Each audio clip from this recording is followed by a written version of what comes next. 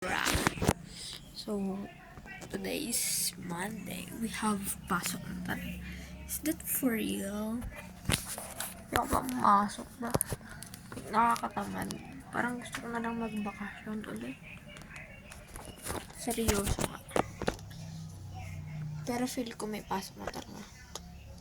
Feel ko lang. Pero malay mo umulan. Pero hindi sila magsuspend, diba?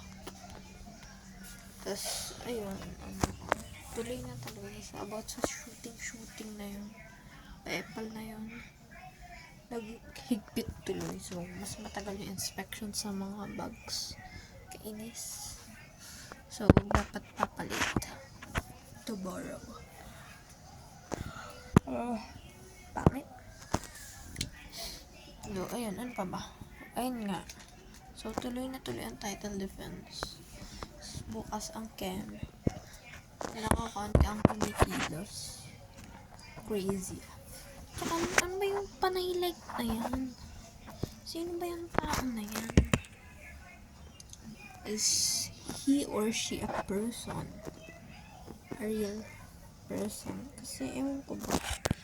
Sino bang naglalike na sira ng video na to? Nantitrip ka po ba?